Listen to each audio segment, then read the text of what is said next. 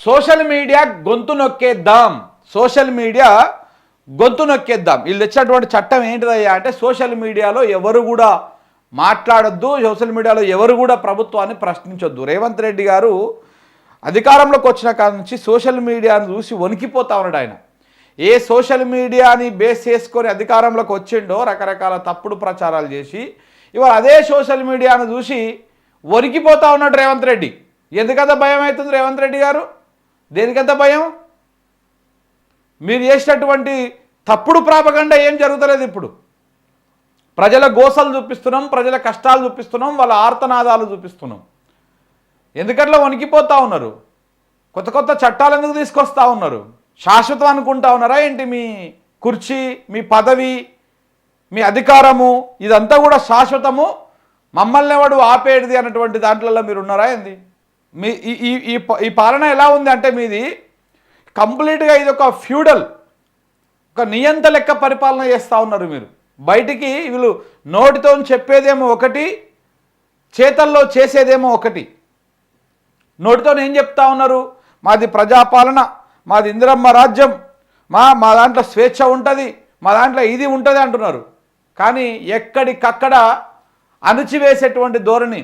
గతంలో కేసీఆర్ ఏం చేసిండో ఏమో కానీ ఆ కేసీఆర్ కంటే 100 రెట్లు ఎక్కువగా అణచివేత ధోరణి నడుస్తూ ఉన్నది. కేసీఆర్ ప్రభుత్వంలో తప్పుడు ప్రాపగండ చేస్తున్నటువంటి ఒకరిద్దరి మీద కేసులు పెడితే నానా యాగి చేసిరు. ఇప్పుడు ఎవడు మాట్లాడినా కేసులు పెట్టుడే, రకరకాల కేసులు పెట్టుడు, అక్రమ కేసులు పెట్టుడు, జైళ్ళలో నూకుడు, ఆఫీసులను కొల్లగొట్టుడు పోలీసులను అడ్డం పెట్టుకొని, ఇట్లాంటివన్నీ కూడా ఈ ప్రభుత్వం చేస్తూ ఉన్నది. అయిపోయింది, దగ్గర పడ్డది కాలం. ఇంకా 2 సంవత్సరాల 5 నెలలు అయిపోయింది, ఇంకా 2 సంవత్సరాలు ఉంది. మీ ఎగురులాట దుంకులాట 2 నెలల తర్వాత మళ్ళీ ప్రజల దగ్గరికి పోవాలి, ఓట్లు అడుక్కోవాలి. ఇవాళ నువ్వు ఏ అస్త్రాలను పెట్టుకొని ప్రశ్నించే గొంతుకలను నొక్కుదా ఉంటా ఉన్నారో అస్త్రాల భాగోతం బయటకు వస్తుంది, అందరూ బయటకు వస్తారు. సో కాబట్టి మీరు ప్రశ్నించే గొంతుకలను నొక్కుదామన్నటువంటి విధంగా కేసులు ఇవన్నీ దాడులు ఇవన్నీ ఒకవైపు చేసుకుంటా మరొక వైపు చట్టాలు చేస్తూ ఉన్నాడు ఆయన. ఈ చట్టాలు రేపు నాడు మలుచుకొని రేవంత్ రెడ్డి జేబులో పెట్టుకోవడానికి పనికొస్తుంది తప్ప దేనికి పనికిరాదు. ఇది ఈ కోట్లలో నిలిచేటివి ఏవి కావు. ఇవి కోర్టుల్లో నిలిచే చట్టాలు కావు రేవంత్ రెడ్డి గారు. ఈ చట్టాన్ని ఒకసారి చూస్తే మీకు చూపిస్తాను మిత్రులారా, చూడండి ఒకసారి.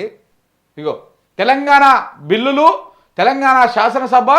ఈ క్రింది బిల్లు తెలంగాణ శాసనసభలో 2026 మార్చి 29వ తేదీన ప్రవేశపెట్టడమైనది. 2026లోని 20వ శాసనసభలో బిల్లు ఇది. ఇక చూడండి, సమాజంలో ఒక వ్యక్తి లేక వ్యక్తుల సమూహము సంఘములపై విరోధము ద్వేషము కలిగించు విద్వేషపూరితమైన ప్రసంగము మరియు నేరముల యొక్క వ్యాప్తిని ప్రచురించుటకు లేక ప్రోత్సహించుటను అరికట్టుటకు మరియు నివారించుటకు మరియు అట్టి నేరములకు శిక్షను విధించుటకు మరియు గాయపడిన బాధితులకు తగిన నష్టపరిహారం ఇచ్చుటకు మరియు దానికి సంబంధించిన విషయముల కొరకు ఇక మీదట కలిగే ప్రయోజనాల కొరకై ఈ బిల్లు అని చెప్పేసి పెట్టిరు. అంటే దీని ఉద్దేశం ఏంటండి? దీని ఉద్దేశం ఏంటిది? కంప్లీట్గా ఎవరు మాట్లాడకూడదు, ఒక వ్యక్తి లేదా వ్యక్తుల సమూహము అంట.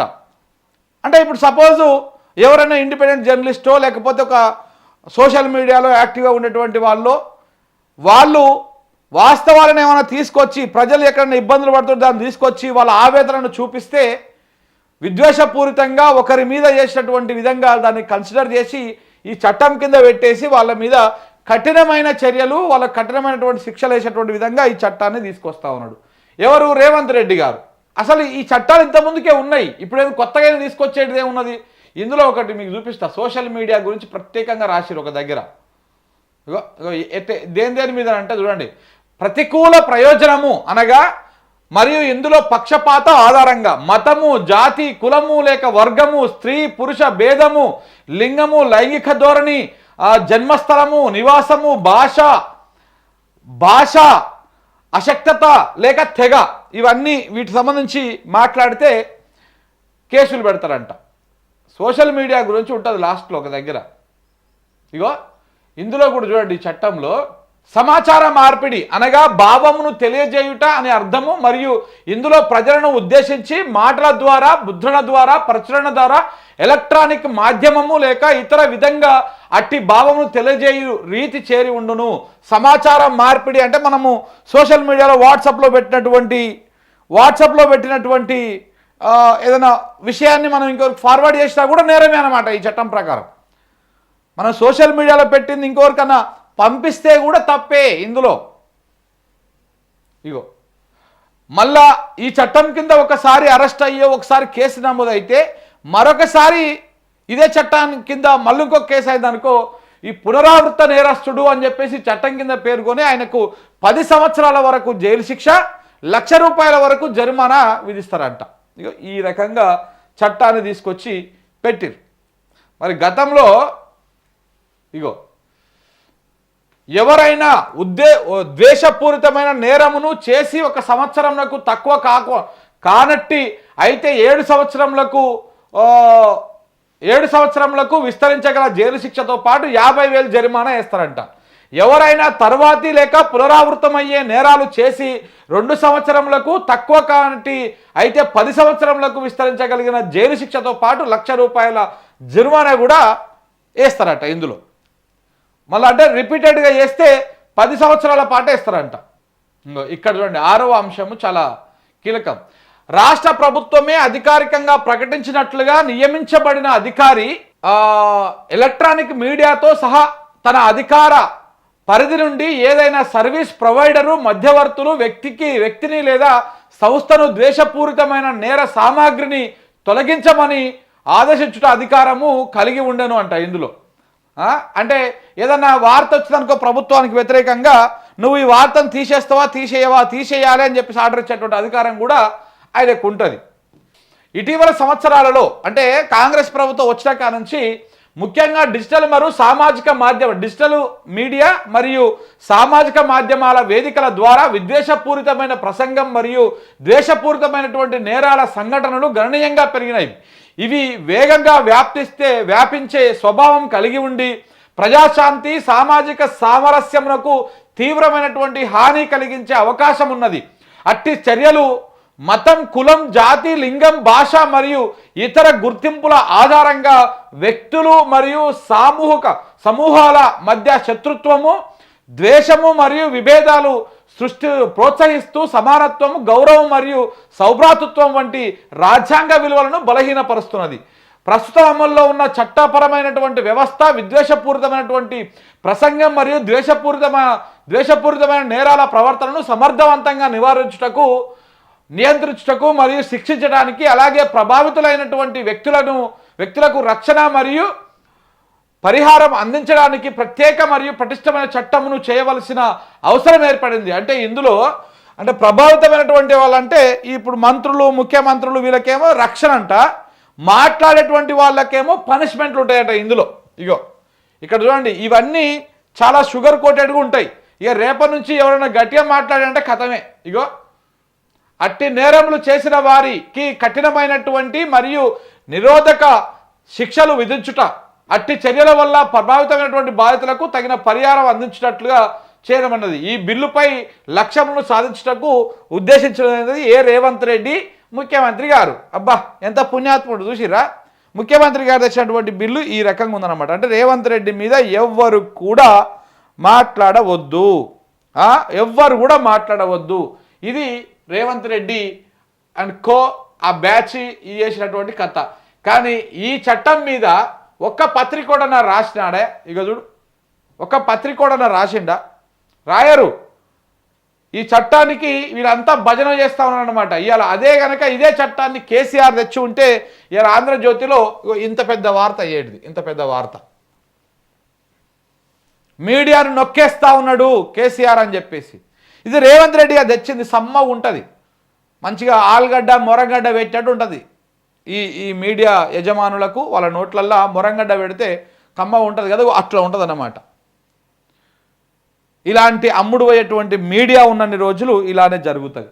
కానీ నీ చట్టాలన్నీ ఇవాళ నువ్వు చేసుకోవచ్చు, కానీ నీ చట్టం ఏది కూడా కోర్టులో నిలవవు. గుర్తుపెట్టుకోండి. ఇక్కడ కూడా చూడండి, ఆ చట్టానికి సంబంధించి రాయలే వార్త, రాయరు. ఇలా జరిగింది ఇది. ఆ బిల్లుని పాస్ చేయలే. బీజేపీ వాళ్ళు అడ్డం పడ్డరు, సిపిఐ వాళ్ళు అడ్డం పడ్డరు. ఇది వాక్ స్వాతంత్రానికి నిరోధకంగా ఉన్నది, మాట్లాడే స్వేచ్ఛను హరిస్తూ ఉన్నది, కాబట్టి దీన్ని సెలెక్ట్ కమిటీకి పంపించండి అంటే నిన్న స్పీకర్ గారు ఆ బిల్లుని, ఆ చట్టాన్ని సెలెక్ట్ కమిటీకి పంపించారు. చూడాలి మరి అది ఏమవుతుంది, చివరికి ఎటు పోతుంది, ఏమవుతుంది అనేది. దిశ రాసిందా? లేదు, రాయరు వీళ్ళు. కానీ ఇగో హేట్ స్పీచ్లో ఏమున్నదని రాసి చూడండి ఒక దగ్గర. ఇగో ఎవరికి లాభం ఎవరికి నష్టం, రాష్ట్ర ప్రభుత్వం శాసనసభలో ప్రవేశపెట్టినటువంటి విద్వేషపూరిత ప్రసంగం, నేరాల నివారణ బిల్లులు సోషల్ మీడియాను కట్టడి చేయడానికేనని స్పష్టం చేస్తున్నది. దీంతో పాటు రాజకీయ పార్టీలు, పత్రికలు, ఎలక్ట్రానిక్ మీడియా పైన ప్రభావం పడేటువంటి అవకాశం కనపడతా ఉంది. వాట్సాప్ గ్రూపుల్లో అడ్మిన్ ఏదైనా పోస్ట్ పెడితే సంబంధిత వ్యక్తిపై మాత్రమే చర్యలు తీసుకునే అవకాశం ఇప్పటి వరకు ఉండేది. కానీ ఈ చట్టంతో గ్రూపు సభ్యులపై కూడా కేసులు నమోదు చేసేటువంటి అవకాశం ఉంది. ప్రభుత్వంపై, అధికారులపైన ఏదైనా వార్తలు రాసినా విద్వేషపూరిత నేరం కిందనే వస్తుంది. దీంతో జర్నలిస్టులపై కూడా ప్రభావం పడేటువంటి అవకాశం ఉన్నది. ఎంత దుర్మార్గం మరి. కానీ ఒకటన్నా మాట్లాడుతున్నారు జర్నలిస్టులు దీని మీద. తెలంగాణలో మేధావులు ఎక్కడ పోయారు? చచ్చిపోయారు. ఎన్నో చచ్చిపోయారు మేధావులు, లేరు. సో వాళ్ళు ఎవరు మాట్లాడరు దీని మీద. ఈ చట్టము ఏందనుకుంటాం, అసలు మాట్లాడే హక్కుని, జర్నలిస్టుకు ఉన్నటువంటి రాసే హక్కుని, వార్తలు చెప్పేటువంటి హక్కుని కాల రాస్తా ఉన్నది. ఫోర్త్ ఎస్టేట్ ఇక ఏదో ఒక నామకే వాస్తు అధికార పక్షం చేతిలో కీలుబొమ్మలాగా ఉండబోతా ఉన్నది. ఇవాళ వీళ్ళు అనుకుంటా ఉన్నారు సోషల్ మీడియానే కదా అనేది, మాకేం సంబంధం అని. ఈ మెయిన్ స్ట్రీమ్ మీడియా అంతా కూడా మళ్ళీ సోషల్ మీడియాలో ఉంటుంది. వాస్తవానికి ఈ ఫేక్ పెడ్లర్లు ఎవరైతే ఉన్నారో, ఈ ఫేక్ న్యూస్ పెడ్లర్స్ ఎవరైతే ఉన్నారో, వీళ్ళంతా కూడా మెయిన్ స్ట్రీమ్ మీడియా బ్యాచే. ఇప్పుడు సోషల్ మీడియాలో ఉన్నటువంటి వాళ్ళు ఉన్నట్టు టక్కున కుండ బదలు కొట్టినట్టు చెప్తారు. కానీ మెయిన్ స్ట్రీమ్ మీడియా ఏం చేస్తుంది, మెల్లగా స్మూత్గా సుకుమారంగా చెప్పుకొచ్చి దీనికంటే ఎక్కువ ప్రభావాన్ని చూపిస్తుంది. అది ఇది కంప్లీట్గా సోషల్ మీడియా గొంతు నొక్కేయడమే అవుతుంది ఈ హేట్ స్పీచ్. ఇగో అదే మనం రాయడం జరిగింది మెయిన్గా. సోషల్ మీడియా గొంతు నొక్కేద్దాం, సెలెక్ట్ కమిటీకి పంపిన హేట్ స్పీచ్ బిల్లు సారాంశం అదేనా? ప్రభుత్వాన్ని ప్రశ్నిస్తున్న జర్నలిస్టులు, ప్రతిపక్షాలే టార్గెట్. బిల్లు పేరుతో వాక్ స్వతంత్రానికి సంఖ్యలు ప్రశ్నిస్తున్న వారి గొంతు నొక్కేందుకు సర్కారు మాస్టర్ ప్లాన్. రేవంత్ ప్రభుత్వాన్ని ఉక్కిరి బిక్కిరి చేస్తున్న సోషల్ మీడియా ఆ దాటి తట్టుకోలేక ఇప్పటికే పలుమార్లు ఘాటైన విమర్శలు. చాలాసార్లు సోషల్ మీడియాను ఉద్దేశించి, యూట్యూబ్ని ఉద్దేశించి ఇదే రేవంత్ రెడ్డి గారు బొచ్చటి సార్లు మాట్లాడారు. యూట్యూబ్ గొట్టాలు, ఆ గొట్టాలు, యూట్యూబ్లు, ఆ ట్యూబులు అని. ఆ ట్యూబ్లను పట్టుకొని ఏలాడబడ్డాడు 2023 దాకా అయినా. ఆ ట్యూబ్లో అప్పుడు సమ్మగా ఉన్నది, మంచిగా ఉన్నది ఆయనకు. అది ఇప్పుడు ఆ ట్యూబులు ఈయనకు ట్యూబ్ దింపే వరకే అబ్బో ఏదో కడుతుందిరా, తేడా కొడుతుందిరా అని చెప్పేసి ఇప్పుడు పెయిన్ వస్తుంది, ఆయనకి ఇబ్బంది అవుతుంది. ఇప్పుడు ఎక్కలేని బాధ అవుతూ ఉన్నది. ఎందుకైతా ఉన్నది? అప్పుడు ప్రజలు ఇబ్బందులు పడ్డరనే కదా మీరు వాళ్ళని పట్టుకొని అది చేసిరు. ఇప్పుడు కూడా అదే ప్రజలు అంతకంటే ఎక్కువ, అంతకంటే ఇంకా 10 ఎక్కువ ఇబ్బందులు పడుతూ ఉన్నారు. మరి ఎందుకు మీరు ఇప్పుడు దాన్ని ఈ సోషల్ మీడియాని వీటి మొత్తాన్ని కట్టడి చేసేటువంటి ప్రయత్నం చేస్తూ ఉన్నారు? ఇగో ప్రజాస్వామ్యానికే మరణ శాసనం లాంటి చట్టం రూపకల్పన.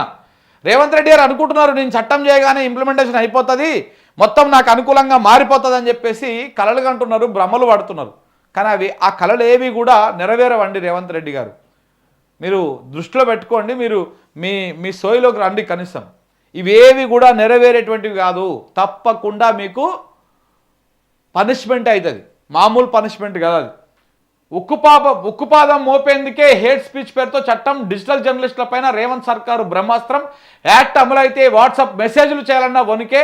గవర్నమెంట్ను ప్రశ్నిస్తే 7 నుంచి 10 ఏళ్ళు శిక్షలు, ముందస్తు బెయిల్ తీసుకునే ఛాన్స్ కూడా లేకుండా కఠినంగా సెక్షన్లు. బ్రిటిష్ కాలం నాటి చట్టాల కంటే క్రూరంగా ఉన్నాయంటున్న విపక్షాలు. ఆ బిల్లు ఆపకపోతే రేవంత్ మూల్యం చెల్లించుకోక తప్పదంటూ హెచ్చరికలు.